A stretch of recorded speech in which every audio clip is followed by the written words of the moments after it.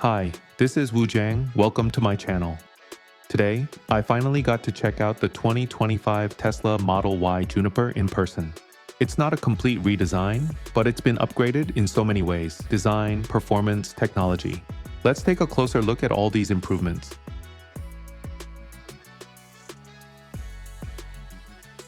First, let's start with the front exterior.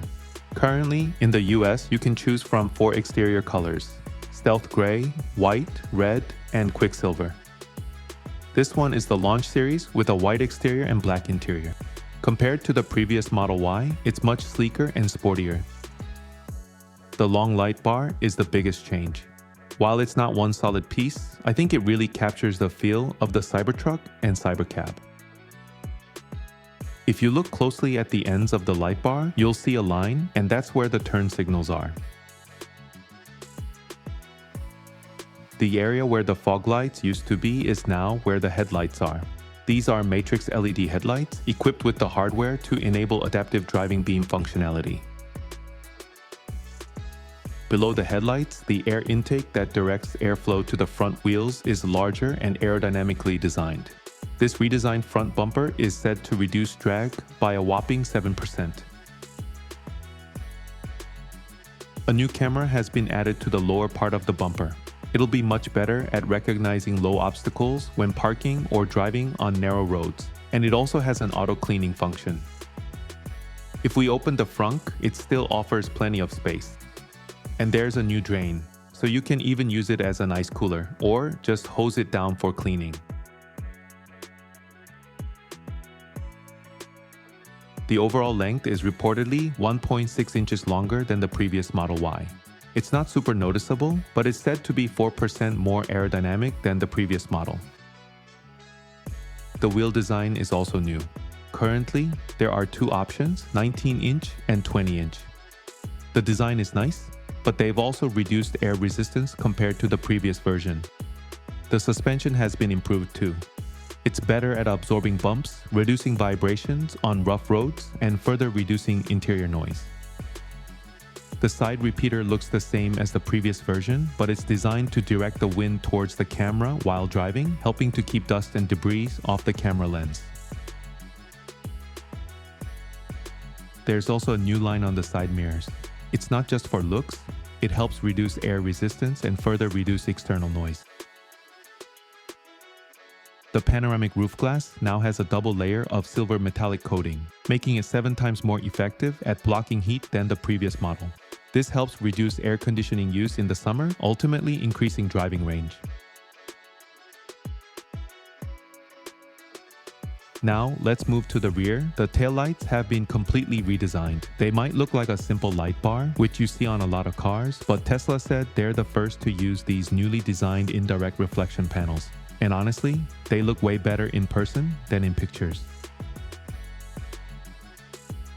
Instead of the Tesla T logo, the word Tesla is spelled out in matte black below the light bar, and the turn signals work like this. The reverse lights are separated and located on the lower bumper. The notable thing here is that the rear bumper design protrudes a bit more. It's intentionally designed to reduce repair costs in case of minor fender benders. You can replace just this plastic part instead of the entire bumper, which significantly reduces repair costs.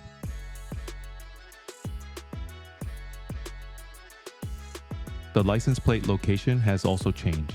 It used to be in the center of the trunk, but now it's been moved down to the bumper. That gives the back a slightly more rounded look. Since this vehicle is a Launch Series, it has a Launch Series emblem on the right side. You'll find Launch Series lights and markings throughout the vehicle.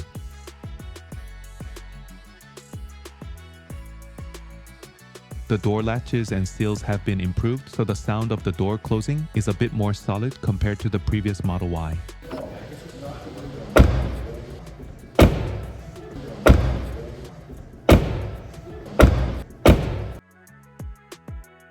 Let's open the trunk. The privacy cover is still there, and it can be folded in 3 sections.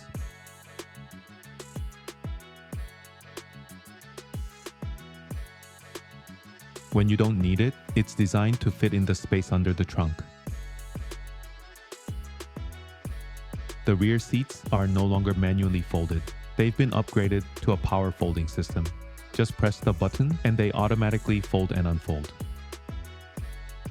If the front seats are too far back, it'll automatically move them forward a bit before folding the rear seats.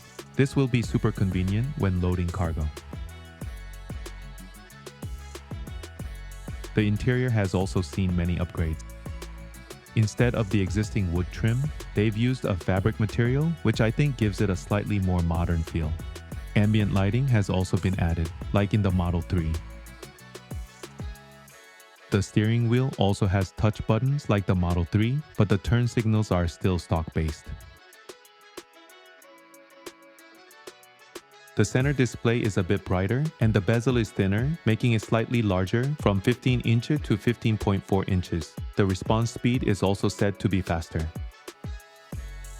I checked the screen to see if there were any new features, and I found that the air conditioner now has a swing mode. It's a function that automatically moves the air from side to side, like a fan. And there was an option to activate the adaptive headlights. The front seats now have not only heated functions, but also ventilated functions, so you can drive comfortably even in the summer. There is a launch series marking on the part of the trim where you can charge your phone wirelessly. The existing sound system was already great, but it's been upgraded from 14 to 16 speakers. An 8-inch touchscreen has also been added to the rear seats, allowing you to control the temperature or use entertainment options like games. The rear seat backrest angle can now also be adjusted electronically. Previously, it could only be adjusted to 3 angles, but now you can adjust it to a wider range of angles. In addition, an interior radar is installed that can detect things like heartbeats and breathing patterns. It can detect the presence and position of occupants much more accurately than the existing weight sensors in the seats, and it can even detect small children or pets. This is said to allow for even more accurate safety features than before. Today, we took a detailed look at the 2025 Tesla Model Y launch series. It's been upgraded in so many ways that I'm tempted to get one myself. If you enjoyed this video, please like and subscribe. See ya!